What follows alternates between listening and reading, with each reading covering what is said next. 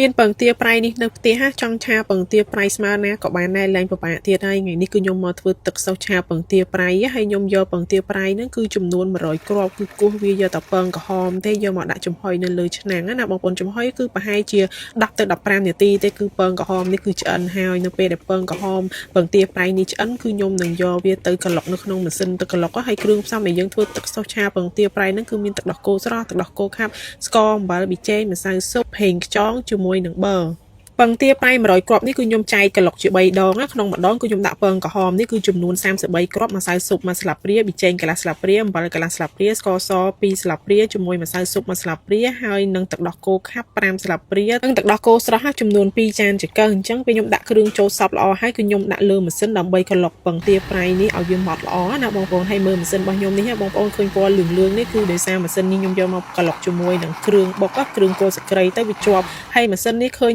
វាខ្មៅចេះចាស់ចឹងណាបងប្អូនគឺអាយុវាចូល10ឆ្នាំជាងហើយនិយាយទៅម៉ាស៊ីននេះគឺខ្ញុំប្រើតាំងពីខ្ញុំនៅកមុំណាបងប្អូនអត់ទាន់មានប្តីឥឡូវខ្ញុំមានប្តីមានកូន2ហើយក៏ម៉ាស៊ីននេះនៅតែប្រើបានធម្មតាដែរនិយាយទៅល្អរបស់គេមែនណាឆ្នាំជាងហើយសម្រាប់ពងទាប្រៃនេះគឺខ្ញុំក្លុកដាក់គ្រឿងបែបនេះតតែតទៅអស់ពងទាប្រៃណាបងប្អូនហើយយើងក្លុកបែបនេះធ្វើឲ្យសាច់ពងទាប្រៃរបស់យើងគឺម៉ត់ល្អអញ្ចឹងពេលដែលយើងក្លុកវាបានម៉ត់ល្អបែបនេះហើយខ្ញុំក៏យកវាទៅដាក់ឆាជាមួយនឹងប៊ឺណាបងប្អូនគឺខ្ញុំប្រើប៊ឺចំនួន1ចានចង្កឹះនេះគឺយើងដាក់វាឲ្យរលាយប៊ឺនេះឲ្យសព្វល្អហើយបាទខ្ញុំដាក់ជាមួយនឹងខ្ទឹមសដែលយើងច្រាំហ្នឹងគឺដាក់ចូលឆាជាមួយនឹងប៊ឺឲ្យវាឡើងឈ្ងុយគឺយើងយកវាតែមួយក្លិនឈ្ងុយទេយកក្រហមទេអញ្ចឹងនៅពេលដែលវាឈ្ងុយហើយគឺយើងយកពងទាប្រៃដែលយើងបានក្លុកហើយហ្នឹងគឺចាក់ចូលក្នុងប៊ឺជាមួយនឹងខ្ទឹមដែលយើងឆាវានេះហើយយើងបើកភ្លើងវាតិចតិចរឹមនេះបងប្អូនយើងឆាវាអត់ដកដៃណាគឺឆា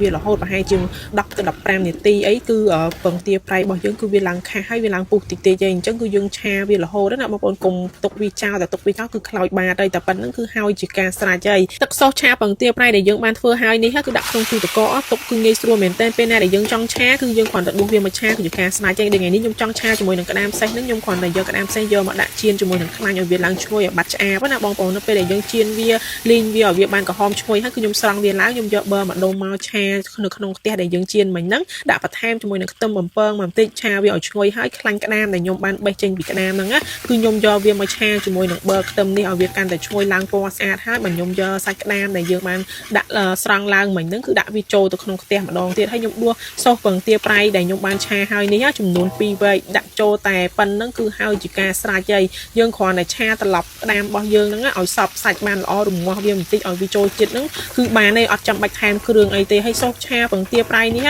មិនមែនត្រឹមតែឆាបានតែក្តាមមឹកដែលខ្ញុំកំពុងតែឆាទេគឺខ្ញុំធ្វើទាំងកឡទាំងផ្ទះនេះគឺខ្ញុំទុកឆាជាមួយនឹងបកងផងណាព្រោះឯនៅហាងខ្ញុំលក់ដាច់ណាបងប្អូនសម្រាប់បកងឆាពងទាប្រៃអញ្ចឹងគឺខ្ញុំធ្វើជាឆ្នាំងខ្ទះធំម្ដង100គ្រាប់នេះគឺសម្រាប់ដាក់ឆាលក់នៅក្នុងហាងតែបងប្អូននៅតាមផ្ទះធ្វើញ៉ាំមិនច្រើនទេអាចធ្វើម្ដង10គ្រាប់ក៏បានដែរយើងធ្វើទុកបែបនេះគឺយើងចង់ញ៉ាំគឺយើងអត់ពិបាកធ្វើទៀតទេគឺយើងមានធ្វើស្រាប់នៅក្នុងទូទឹកកកហើយការធ្វើបែបនេះក៏យើងទុកនៅក្នុងទូទឹកកកបានយូរអត់ងាយខូចដែរ